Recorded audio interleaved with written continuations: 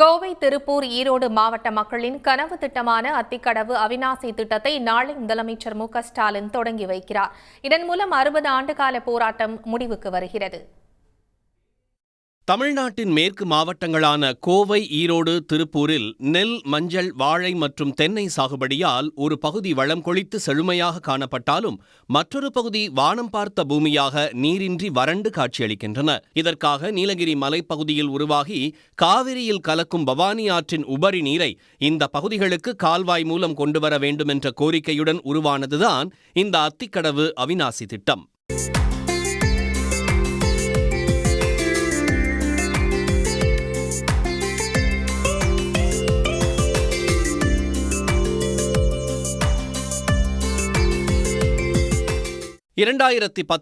ஆண்டு 1916 கோடியே 41 லட்சம் ரூபாய் செலவில் இந்த திட்டம் செயல் வடிவம் பெற்றது.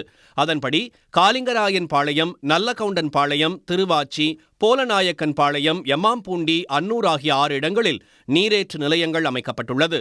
அதிலிருந்து 1045 குளம் குட்டைகளுக்கு குழாய்கள் மூலம் தண்ணீர் எடுத்துச் செல்லப்படுகிறது. அனைத்து பணிகளும் முடிவடைந்த நிலையில் முதலமைச்சர் மு.க.ஸ்டாலின் இந்த திட்டத்தை நாளை தொடங்கி வைக்கிறார். இதனால் அவிநாசி அத்திக்கடவு திட்ட போராட்ட குழுவினரும் பொதுமக்களும் மகிழ்ச்சி அடைந்திருக்கிறார்கள்.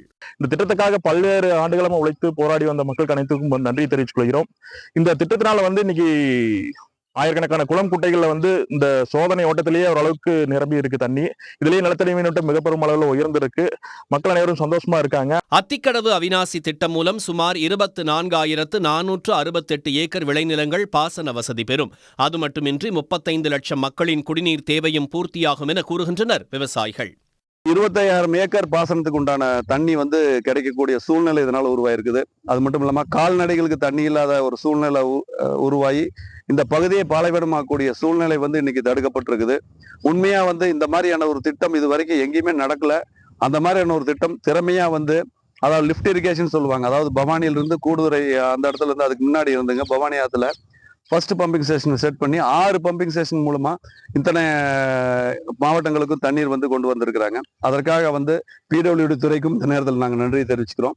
அத்திக்கடவு அவிநாசி திட்டம் மூலம் வறண்ட நிலங்கள் பசுமை பூமியாக மாறி இயற்கையும் அதன் பல்லுயிர் சூழலும் மாறும் என எதிர்பார்ப்புடன் காத்திருக்கின்றனர் மேற்கு மாவட்ட மக்கள்.